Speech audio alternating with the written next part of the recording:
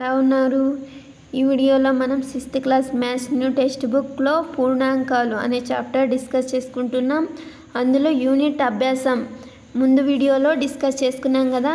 ఆ తర్వాత గుర్తుంచుకోవాల్సిన విషయాలు అనే అంశాలు ఇచ్చారు, వాటి గురించి చూద్దాం. ఇంతకు ముందు వీడియోలో ఇక్కడ చూసారా, కింది అమరికను పరిశీలించండి అని ఇచ్చి 7 సోపానాలు రాయమన్నారు కదా, అవి రాసాం. సో 7 సోపానాల తర్వాత 8వ సోపానం ఎలా వస్తుంది? ఇక్కడ చూసారా, 91 × 11 × 11. ఇది ఎలా వస్తుందంటే 11 0 11 ఈ విధంగా వస్తుంది ఫ్రెండ్స్. సో ఈ విధంగా రాస్తూ పోతే మొత్తం మనకి ఎలా వస్తుంది? 91 × 11 × 12. సో 12 0 12. 91 × 11 × 13. సో 13 0 13. ఈ విధంగా డాష్ డాష్ డాష్ మొత్తం ఈ విధంగా మధ్యలో 0 వచ్చి మనం ఇక్కడ ఏ అంకె అయితే పెడతామో మొదట ఆ అంకె మధ్యలో 0 పెట్టేసి చివర అంకె రాస్తాం. సో ఇక్కడ 13తో గుణించాం కదా, 19 × 11ని 13తో గుణించాం కదా. ఇక్కడ ఫస్ట్ అదే సంఖ్య వస్తుంది, నెక్స్ట్ అదే సంఖ్య వస్తుంది, లాస్ట్లో అదే సంఖ్య వస్తుంది, మధ్యలో 0 పెట్టేస్తున్నాం.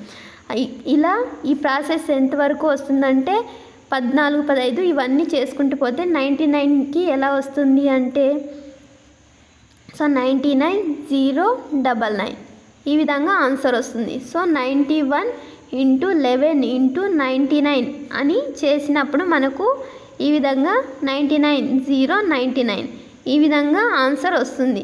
సో ఇది చాలా ఈజీగా ఉంది కదా, బాగా సులభంగా, ఈ అమరిక బాగా సులభంగా ఉంది కదా. ఓకే, నెక్స్ట్ చూద్దాం. గుర్తుంచుకోవాల్సిన విషయాలు అని ఇచ్చారు కదా, ఈ అంశాలు డిస్కస్ చేద్దాం ఫ్రెండ్స్. 1, లెక్కించడానికి ఉపయోగించే సంఖ్యలైన n = 1 2 3 4 సంఖ్యలను సహజ సంఖ్యలు అంటారు. సో సహజ సంఖ్యలు అనే వాటిని మనం ఏవైనా వస్తువులు, రాశులను లెక్కించడానికి ఉపయోగిస్తాం. So set of 1 2 3 = 9. n అంటే సహజ సంఖ్య. సహజ సంఖ్య అంటే న్యాచురల్ నంబర్స్ అని ఇంగ్లీష్లో అంటాం కదా, దాని ఫస్ట్ లెటర్ nని తీసుకున్నారు. సో నెక్స్ట్ పాయింట్, ప్రతి సహజ సంఖ్యకు ఉత్తర సంఖ్య ఉంది, కానీ 1 తప్ప మిగిలిన సహజ సంఖ్యలకు పూర్వ సంఖ్యలు ఉంటాయి. సో ప్రతి సహజ సంఖ్యకు ఉత్తర సంఖ్య ఉంది. సో ఉత్తర సంఖ్య అంటే తరువాతి సంఖ్య.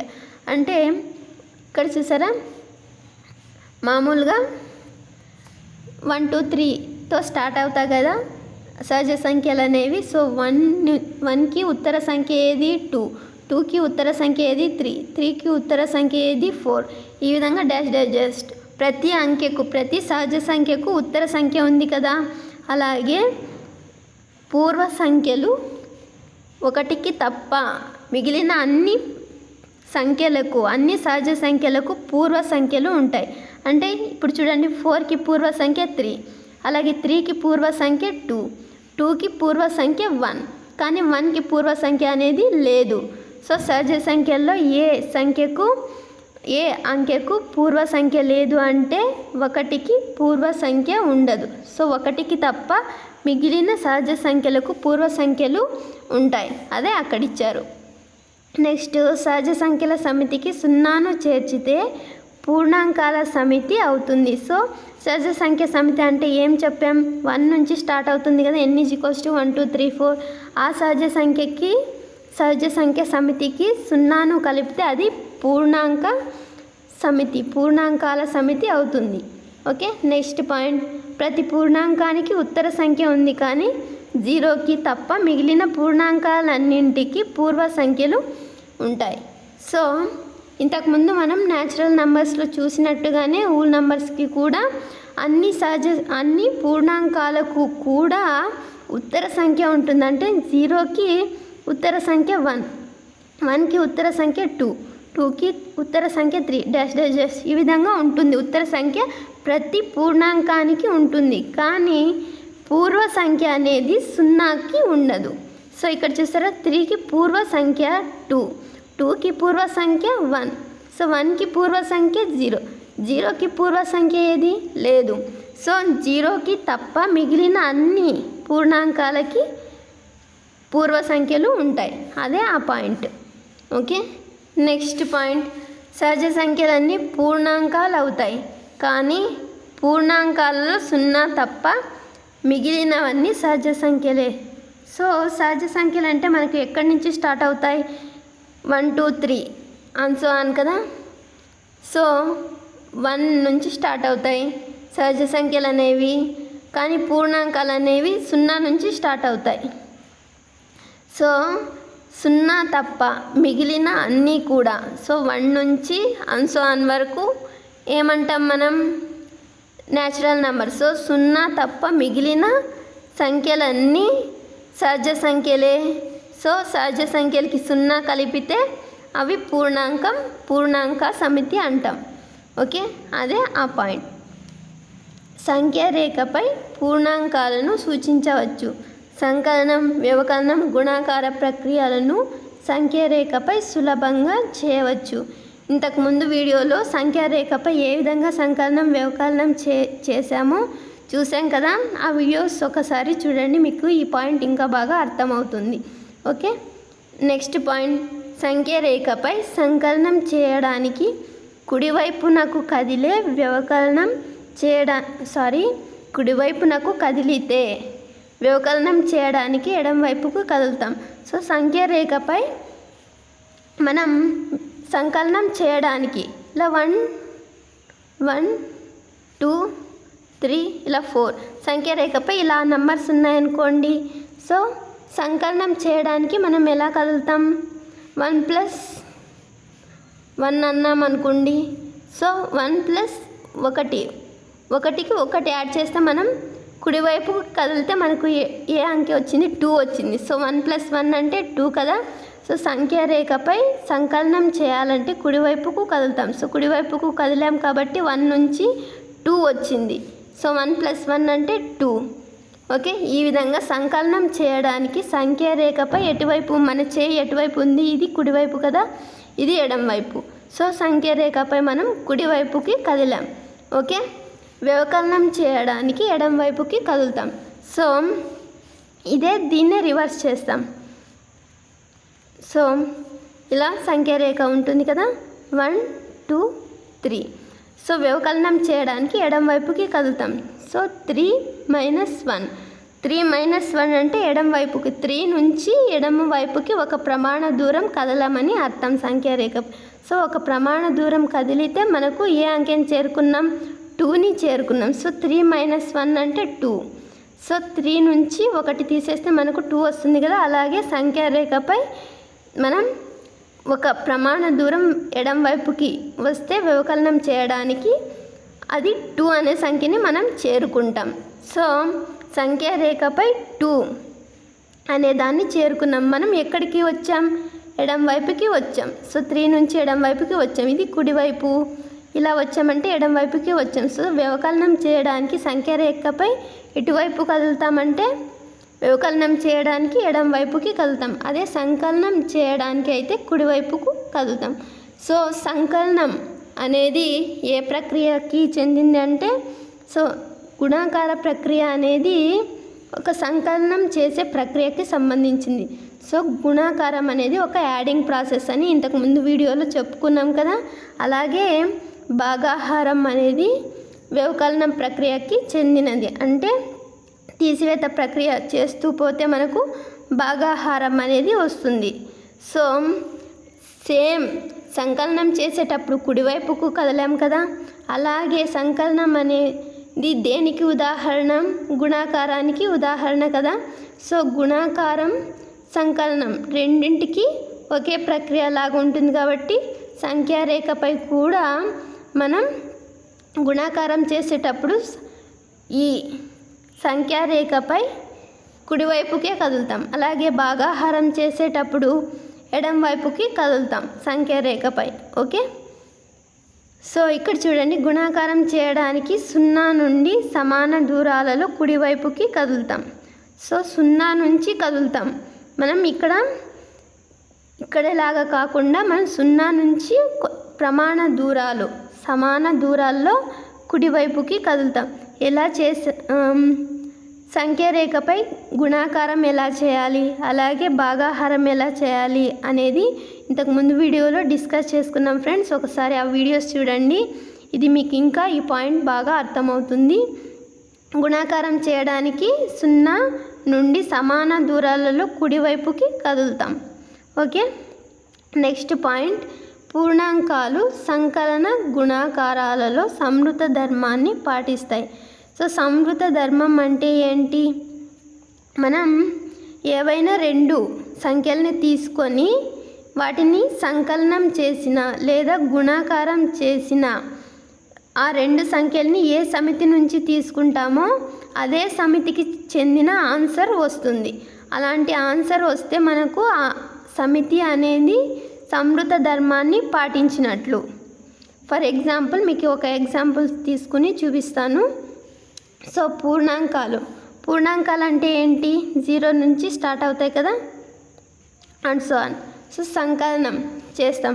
సో ఇది పూర్ణాంక సమితి. ఈ పూర్ణాంక సమితి నుంచి ఏవైనా 2 సంఖ్యలు తీసుకుందాం. అది 2, 3 అనుకోండి. సో సంకలనం చేద్దాం. సో 2 + 3 = 5. 5 అనేది కూడా పూర్ణాంక సమితికి చెందిన నంబరే కదా. సో ఈ విధంగా ఏవైనా 2 అంకెల్ని లేదా సంఖ్యల్ని ఒక సమితి అంటే పూర్ణాంక సమితి నుంచి తీసుకున్నాం. ఆ పూర్ణాంక సమితి నుంచి తీసుకున్న సంఖ్యలు సంకలనం చేయడం ద్వారా వచ్చిన ఆన్సర్ అనేది కూడా ఒక పూర్ణాంక సమితికి చెందిన సంఖ్యనే. కాబట్టి ఈ విధంగా ఒక సంఖ్య అదే వచ్చిన సమాధానం కూడా అదే సమితికి చెందితే ఆ సమితి అనేది సంవృత ధర్మాన్ని పాటిస్తుంది అని అర్థం. సో అలాగే ఇప్పుడు సంకలనంలో చూసాం, అలాగే గుణాకారంలో చూద్దాం. 2 × 3 2 3 6. సో 6 అనేది కూడా ఒక పూర్ణాంకం. సో పూర్ణాంక సమితికి చెందిన ఆన్సరే వచ్చింది. సో పూర్ణాంక సమితి నుంచి 2 నంబర్లు 2, 3 తీసుకున్నాం. వాటి మధ్య గుణాకార ప్రక్రియ చేసినప్పటికీ మనకు వచ్చిన ఆన్సర్ అనేది పూర్ణాంక సమితికి చెందిన ఆన్సర్ 6 వచ్చింది. ఈ విధంగా వస్తే మనకు ఆ పూర్ణాంక సమితి అనేది సంవృత ధర్మాన్ని పాటిస్తుంది అని అర్థం. అలాగే వ్యవకలనం భాగాహారాలలో సంవృత ధర్మాన్ని పాటించదు. సో వ్యవకలనం భాగాహారాలలో ఎందుకు పాటించవంటే చూడండి ఫ్రెండ్స్, ఇప్పుడు 2, 3 వ్యవకలనం చేసాం. సో వ్యవకలనం చేస్తే మనకు వచ్చే ఆన్సర్ ఏంటి? -1. సో ఈ -1 అనేది పూర్ణాంకాలలో లేదు. -1 అనేది పూర్ణాంకాలలో లేని అంకె కాబట్టి లేని అంకె వచ్చింది కాబట్టి వ్యవకలనంలో పూర్ణాంక సమితి సంవృత ధర్మాన్ని పాటించదు. అలాగే భాగాహారం. సో 2/3. సో 2/3. ఈ 2/3 అనేది ఒక భిన్నం. దీనికి ఆన్సర్ అనేది పాయింట్లలో వస్తుంది. సో ఆ పాయింట్లలో ఈ భిన్నం అనేది వచ్చే భిన్నం అనేది పూర్ణాంక సమితిలో లేదు. ఆ అంకె అనేది వచ్చే ఆన్సర్ అనేది పూర్ణాంక సమితుల్లో ఉండదు. కాబట్టి భాగాహారంలో కూడా పూర్ణాంక సమితి సంవృత ధర్మాన్ని పాటించదు. ఓకే, నెక్స్ట్ చూద్దాం. 0తో భాగాహారం నిర్వచింపబడదు. సో 0తో మనం దేన్నైనా ఒక సంఖ్యని భాగించామంటే మనకు ఇలా చేసామనుకోండి, 0 2s 0. నెక్స్ట్ ఆన్సర్ శేషం 2 వస్తుంది కదా. మళ్ళీ అగైన్ 0 2s 0, మళ్ళీ శేషం 2 వస్తుంది. సో ఇలా వస్తూనే ఉంటుంది. అంటే ఈ భాగాహారం అనేది ఎక్కడికి అంతం కాదు. అందుకనే 0తో భాగాహారం నిర్వచించబడదు అని ఈ పాయింట్ చెప్తుంది ఫ్రెండ్స్. ఓకే, నెక్స్ట్ పాయింట్, పూర్ణాంకాలలో సంకలన తత్సమాంసం 0 మరియు గుణాకార తత్సమాంసం 1. సో పూర్ణాంకాలలో సంకలన తత్సమాంసం ఏంటి? 0. గుణాకార తత్సమాంసం 1. సో ఇంతకుముందు చూసాం కదా సంకలన తత్సమాంసం అంటే ఏంటి, గుణాకార తత్సమాంసం అంటే ఏంటి అని. సో సంకలన తత్సమాంసం అంటే 0, గుణాకార తత్సమాంసం అంటే 1. అదే ఈ పాయింట్. నెక్స్ట్ పాయింట్, పూర్ణాంకాలు సంకలన గుణాకారాలలో స్థిత్యంతర ధర్మాన్ని పాటిస్తాయి. ఇంతకుముందు జతపరచండి అనే క్వశ్చన్లో చూసాం కదా యూనిట్ అభ్యాసంలో. అందులో స్థిత్యంతర ధర్మాన్ని పూర్ణాంకాలు ఎలా పాటిస్తాయో చూసాం. ఒకసారి ఆ వీడియో చూడండి, పాయింట్ ఇంకా బాగా అర్థమవుతుంది. పూర్ణాంకాలు సంకలన గుణకారాలలో సహచర ధర్మాన్ని పాటిస్తాయి. సో స్థిత్యంతర ధర్మం అంటే ఏంటంటే a+b = b+a. ఎలా చేసినప్పటికీ కూడా వాటి సమాధానం ఈక్వల్గా ఉంటుందని అర్థం. అదే స్థిత్యంతర ధర్మం. అలాగే సహచర ధర్మం అంటే a+b + c = a+b + c. ఈ విధంగా వస్తుంది ఫ్రెండ్స్ సహచర ధర్మం అంటే. సో సహచర ధర్మం అంటే ఇలా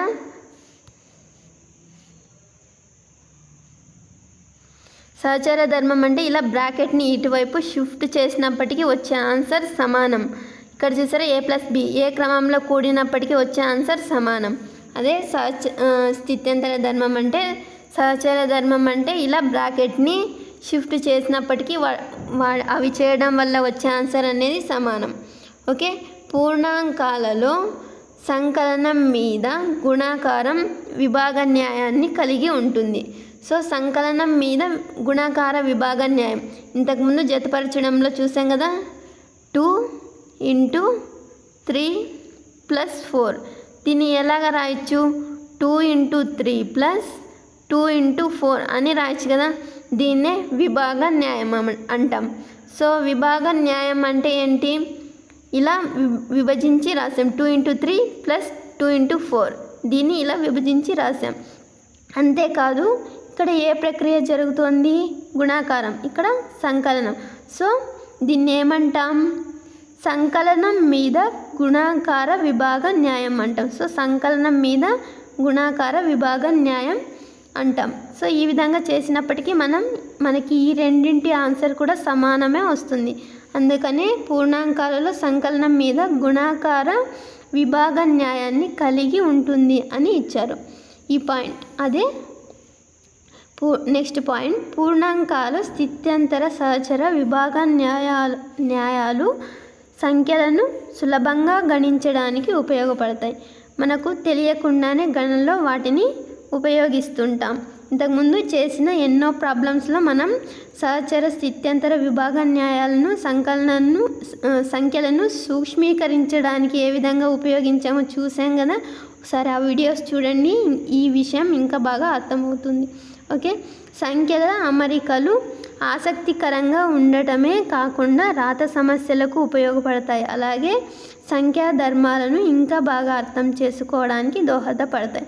సో ఇంతకుముందు చూసాం కదా 91 × 11 × 11 ఎంత వస్తుంది? 91 × 11 × 12 ఎంత ఆన్సర్ వస్తుంది? అలాంటి అమరికలు చూసాం కదా.